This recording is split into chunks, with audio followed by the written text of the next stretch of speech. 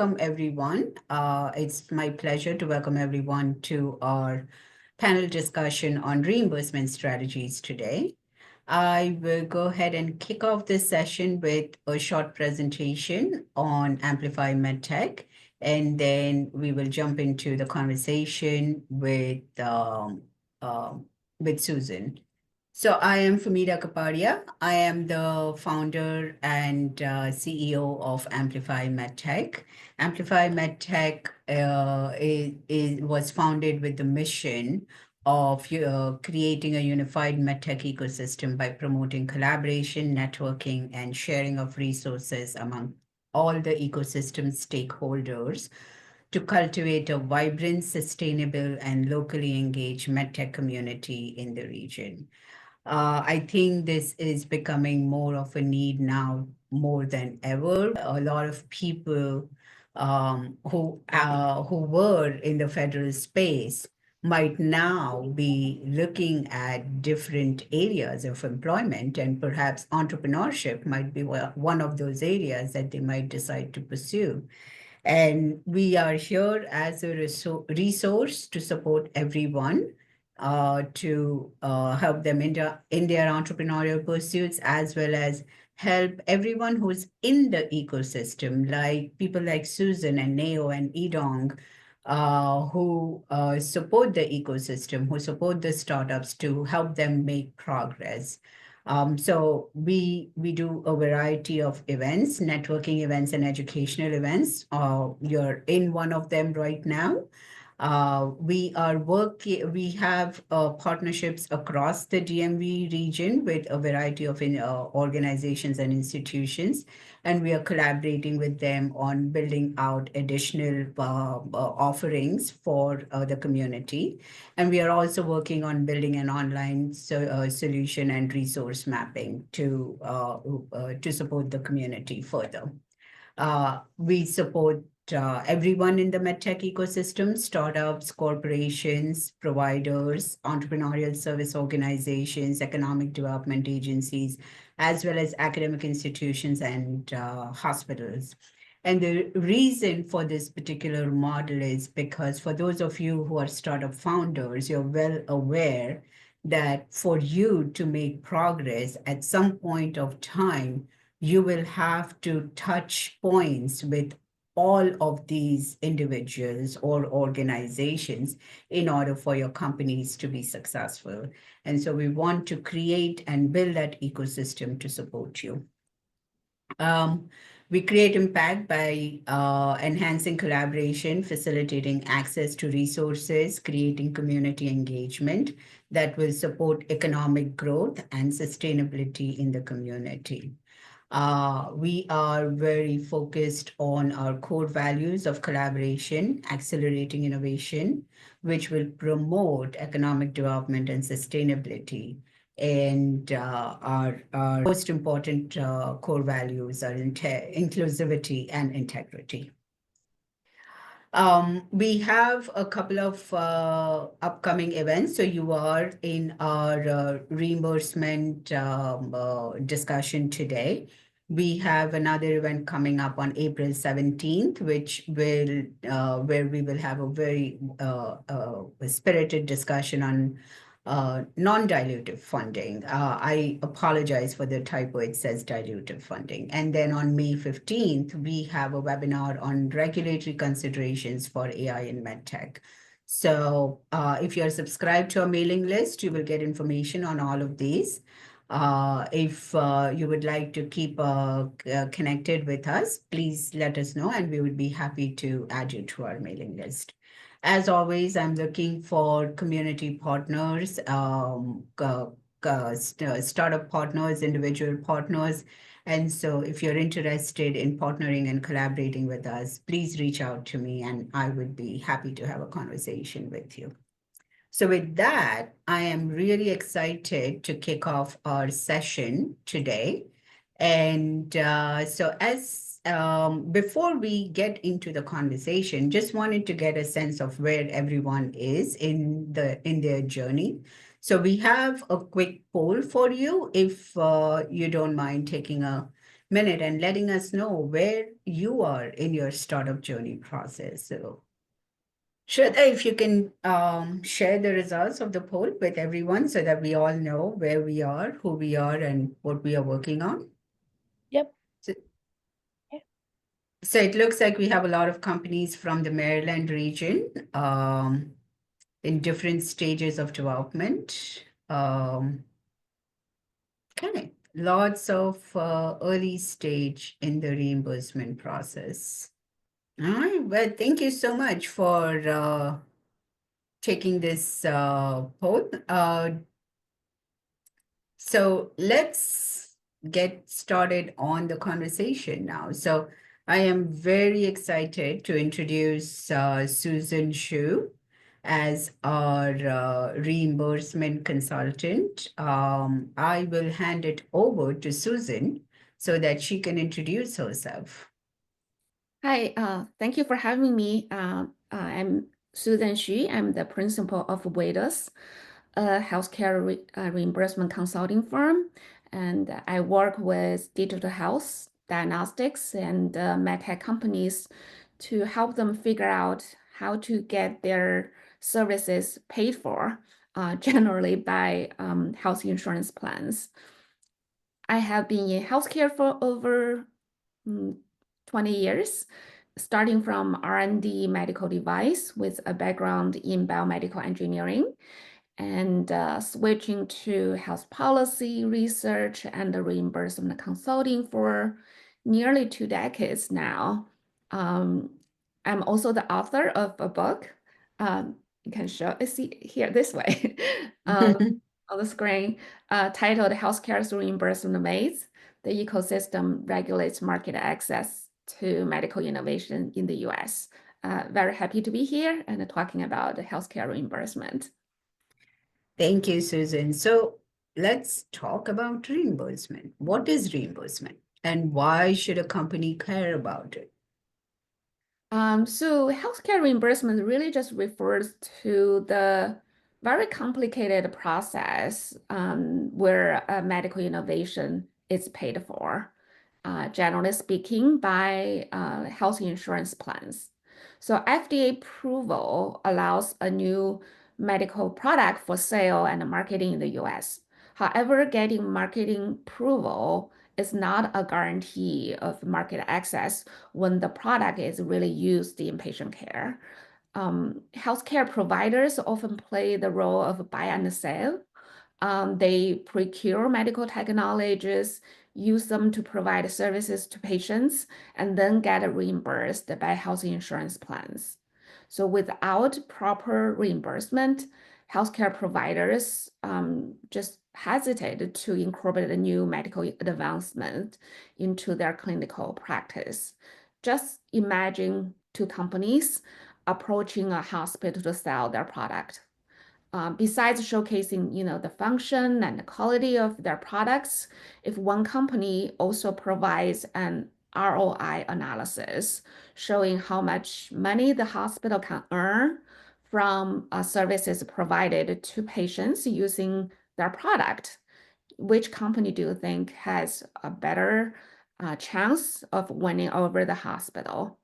I think a common misunderstanding is that you would think about reimbursement after FDA approval or clearance. But even if you are an early stage company, understanding who your end users will be and how their services utilizing your product will be compensated can really significantly strengthen your product development, making it more marketable. This understanding also supports your fundraising efforts and ultimately accelerates your market access and adoption. Certainly, we can dive more into it. So, Susan, you touch on some really important points, right? Like talk about your reimbursement strategy early and make sure that you're prepared for your reimbursement strategy early because it informs your product development as well as it will, I mean, I've done enough pitch decks to know that you are not getting investor funding if you cannot clearly outline your reimbursement strategy. Mhm. So what can you talk a little bit about what factors would impact reimbursement of a medical device? Like what are the things that a company needs to start thinking about in their reimbursement process? So there are lots of 3-letter and 5-letter words floating around. Maybe start with explaining what those are and then what should a company be thinking about for their respective products. Um, so I think there are two questions here. First, what kind of questions or considerations about reimbursement you should um, be prepared for. I think there are different questions at a different stage. And then what the kind of components of reimbursement. So I'll start from the first. So in the early stage, you should be aware of some major reimbursement barriers to start with, whether you have a chance to be covered. There are non-covered services, like music, probably very challenged to get covered. Unless in some very unique situation, you can provide a therapy, musical therapy, may be qualified, but the risk is much higher for you to get covered. Some categories of the service have higher coverage requirements, like a certain preventive services. In the early stage, you should be aware of. And also, if you have multiple indications to choose from, you may want to consider reimbursement in your decision-making process. So those are the reimbursement questions you should consider at the early stage. Certainly, when you're approaching VC, as you mentioned, what they will ask, what do you have a reimbursement pathway? So there are a couple of questions, particular reimbursement questions they want to know. One is, how soon can you be reimbursed? That is, depending on the pathway, their timeline difference and the potential reimbursement rates. Those are the questions they use to assess the risk of their investment and the potential return of their investment. And then when you get to the stage, design the clinical trials for FDA approval or clearance, you should also consider evidence requirements from payers and providers. Um, they sometimes overlap, sometimes a little bit different. And so you want to explore ways to gather necessary evidence more efficiently and cost effectively so that that's actually one of the mistakes I have seen many of the companies uh, kind of encounter. They get out of FDA approval and don't have the evidence to convince payers to cover their service and stay there for years without very stable revenue coming in. Um, so then if you can consider reimbursement in your design of the clinical trial for FDA approval with some collecting sometimes additional data, then that's maybe the most efficient way to get through both the regulatory and the reimbursement pathway. Susan, since you mentioned they could not convince payers, so what would convince payers to reimburse them? Can you talk a little bit about that? So that's each payer have their own kind of evaluation framework. I can just mention a little bit about the Medicare's uh, kind of a evaluation framework. First, generally speaking, to be covered by insurance, you have to provide a diagnosis or treatment. It's not just gather some information good to know. That's why some, like there are some screening of Alzheimer, but then don't have action to take on, may not be able to get covered because I know the information, however, there's nothing I can do about it. Then yeah, so that is one thing you probably need to offer a diagnosis and treatment. And then there are different level in terms of framework for diagnostics. So first you have to change a physician's diagnostic thinking about a disease or illness. But I rarely see any product get covered just because they change the physician thinking. The next level is whether you can change the patient treatment plan. So basically, the actions clinicians can take with the information you provide. I have seen some cases that products get covered, but then there may be a requirement of additional date reporting. Then ultimately the level is that the actions took and can improve patients' outcomes. So that is the goal of payers when they review applications. They want to make sure to cover the products or services you provide actually can improve patient outcome. Good. All right. And you were also going to tell us a little bit about the how of it all. Yeah. So there are several key components of reimbursement, including coding. You mentioned the codes and the payment rate setting, which are basically how to establish payment for a code, and then coverage determination. And also, I would say also the value proposition for healthcare providers. So I can give a brief introduction to each term. So for coding, basically the background is to protect patient privacy in electronic medical transaction. HIPAA requires adopted code sets for medical billing. So you don't spell out in Word what the patient is about, but using code.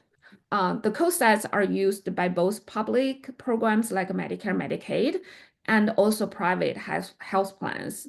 So the adopted code sets include, I just gave you some example, the ICD-10 diagnostic codes used in all care settings, the ICD-10 procedure codes, the CPT codes for ambulatory services, and HCBIS codes for equipment and supplies not covered by CPT. Each coding system has its own structure and the process for requesting and reviewing new codes. But not every new medical technology requires a new code or a code at all. And then the second, payment resetting. Having a new code does not automatically come with a payment. Payment rates are established by payment system. Medicare has more than 10 payment systems to establish payment rates for services provided by different types of providers in different care settings, such as, there is something called inpatient prospective payment system just for hospital inpatient service. There is a outpatient payment system for outpatient services. And also, I think you heard probably most often the physician fee schedule for professional services. And also for some home-based medical device, there is something called durable medical equipment, device and supplies. For established payment for most of the home-based device. So each payment system has its own approach and a process for establishing payment rates. And then there is coverage determination. And coverage just generally refers to the terms, conditions under which Medicare and health plans will or will not pay for a specific product or service. They may specify the patient population, patient qualification, the duration and the frequency of coverage, all that's the details. But not every new medical product requires a coverage determination to be covered, but sometimes it does. So coverage determination is generally evidence-based, and both Medicare and private health plans have their own evaluation frameworks and process. And then the value proposition for healthcare providers, like payers, providers also try to answer the question of what's the value and how much does it cost when making purchase decisions. Many health systems actually had set up uh, something called a value analysis committee and a formal process for evaluating purchasing decisions. So it's also important to understand the provider's value expectations and their value metrics. So you can hear that there's just so many moving parts, and each have their own way of requesting and reviewing new applications. And also, unlike the FDA's regulatory framework, which is organized around types of technologies, the reimbursement system is structured around care settings and provider types. This makes it challenging for MedTech companies just to identify a clear reimbursement pathways. So adding to this complexity, different components of reimbursement, as I mentioned, coding, payment resetting, and coverage, are managed by different entities with their own process and evaluation frameworks. So it's really complex process. Well, it sounds very complex. And so there were a couple of things that, I wanted to dig in a little deeper. So we talked about getting a new code versus using an existing code. So can you talk a little bit more about that? When can a company use an existing code, and when should a company think about getting a new code? And if they have to get a new code, how long does it typically take? That's a great question, and it's one we often address in reimbursement assessments for clients. However, there isn't a simple approach to it. So here are just questions that to help dissect the issue, right? First, the question is, do you really need a code to start with? Some payment systems like inpatient payment uh, cover a whole bundle of care instead of each individual item. Like Erin mentioned, their product probably, if you provide the service to inpatient or outpatient, you may encounter that. They do not necessarily need a separate code for um, more like a supply or medical device in a procedure.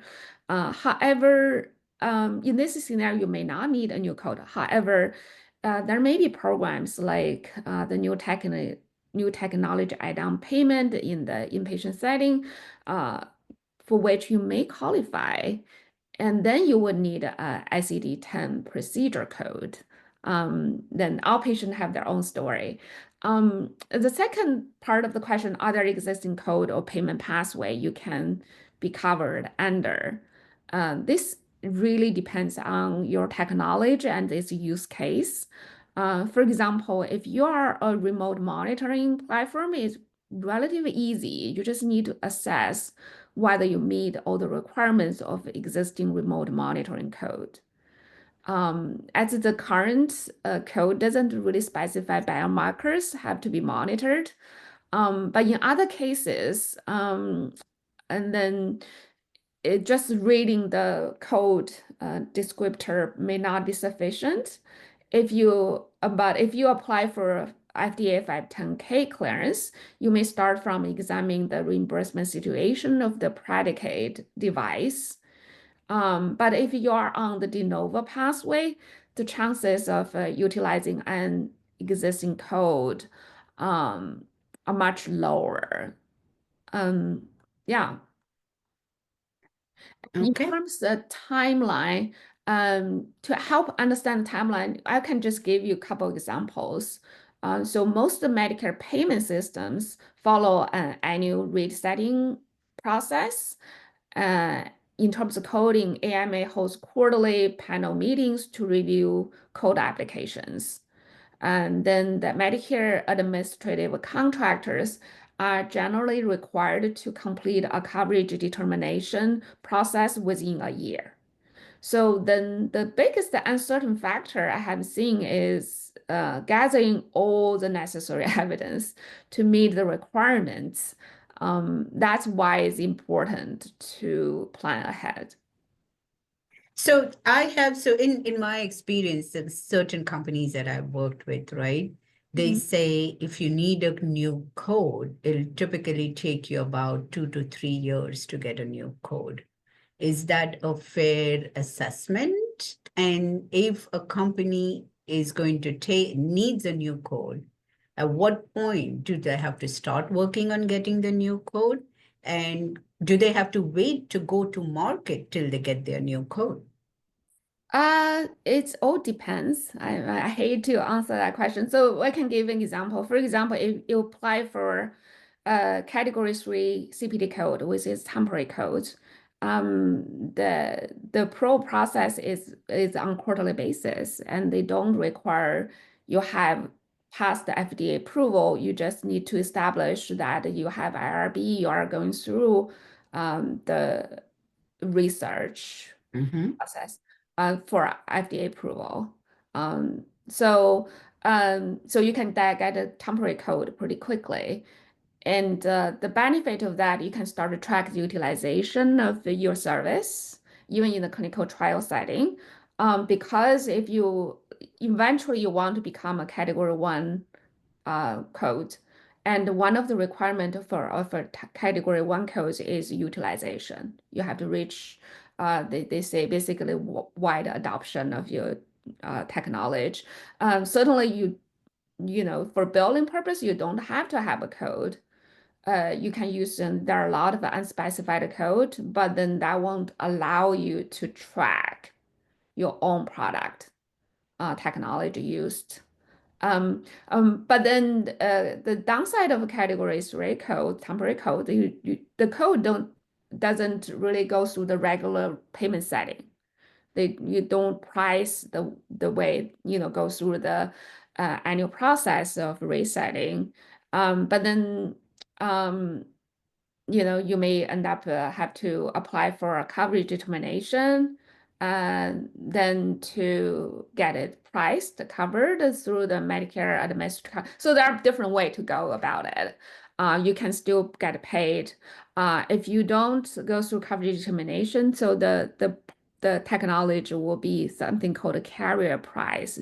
Essentially, Medicare administrative contractor going to make case by case evaluation whether to cover and pay for the service. The chance to get paid is much lower. I wouldn't say no, but they will evaluate the situation.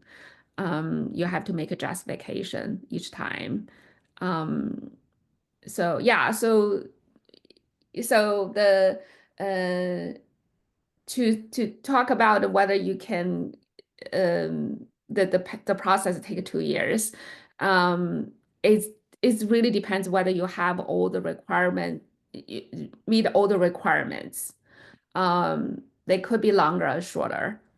Mm, yeah. Yeah, if you don't have the requirement, they need to collect a certain evidence, they can take much longer. But if you have everything, you can uh, get through the process much faster. Also, this is we're talking about the CPT, it's AMA process. For example, the hospital outpatient payment system have a process to review temporary code on a quarterly basis. They can put your code price your code on a quarterly basis and then finalized in an annual resetting process. So depends on the setting and the situation, the timeline vary. Mm-hmm. Yeah, yeah, very well said. So another point that you had mentioned earlier that I wanted to circle back on was thinking about how providers are going to get paid.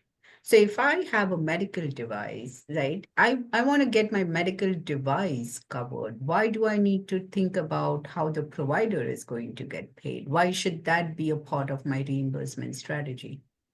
Because the often that is not always the case that the provider play the role of buy and sell. They actually buy the medical technology and then provide the service and then get paid for from health insurance. However, it's often the company's responsibility to get covered by the health insurance. Because if you don't, then the provider may be hesitated to adopt, to utilize your technology. So that's kind of a little bit convoluted why the provider don't apply for it. Then they have other choice. If you don't get through the process, they simply just pick other product. Yeah, so you're making it easy for the customer. Right, exactly. Make sure they get paid so then they will purchase your product. So that's the logic behind this. Oh, wonderful. So there are a lot of changes happening in the medtech space, right? Like we are seeing an increasing embedding of SaaS and AI in the medtech space now. Mhm. Um, how is the reimbursement landscape changing, or are there any changes in the reimbursement landscape to kind of keep up with all the technological changes that are happening? Yeah, so first is important to level set because in the digital health space, they really encompass a wide range of products, including software as a medical device, remote monitoring tools, digital therapeutics, digital pathology, and also clinical decision support systems. So broadly speaking, as I mentioned, that to qualify for reimbursement, a digital health technology needs to offer a diagnosis or treatment of an illness. Just really broad kind of a requirement. There are more specific one. So there are kind of reimbursement pathway for digital health technology have evolved uh, significantly in recent years and become more clarified. So I will kind of give some example about the Medicare's approach, which often sets a tone for private payers. Even though I have noticed that some private health plans have established their own digital health policies. Um, as I mentioned that Medicare has over 10 different payment systems. So I will go over some examples in different payment system. So in the inpatient setting, certain digital health technologies like with AI can qualify for new technology add-on payments. So that what they call NTAP, it's a transitional payment, usually lasting for about 2 years, but are beneficial during the early product launch, helping to offset some additional costs for the hospitals for adopting new technologies.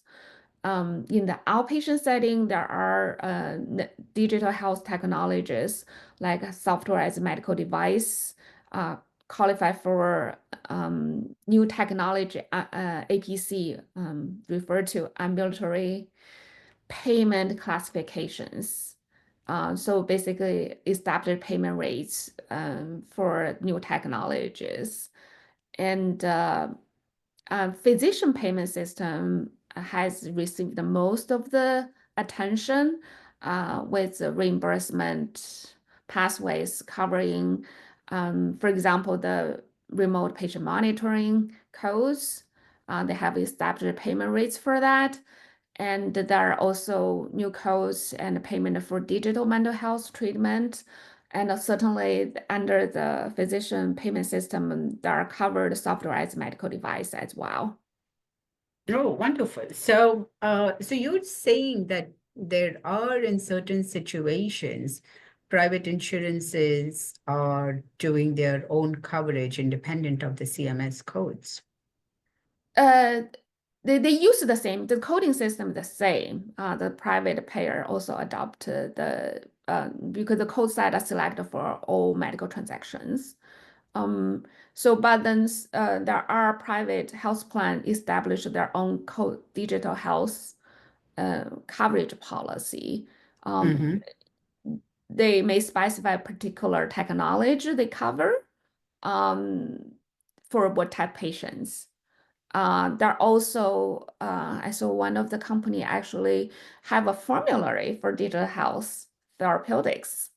So, they set up, for what type patients and copay stuff like that. Mhm. Yeah. Oh, wonderful.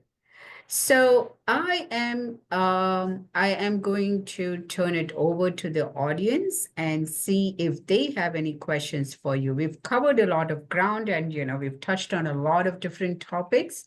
So I'm sure the audience has some questions that they want to ask you. So I'm going to open it up to audience questions at this point of time.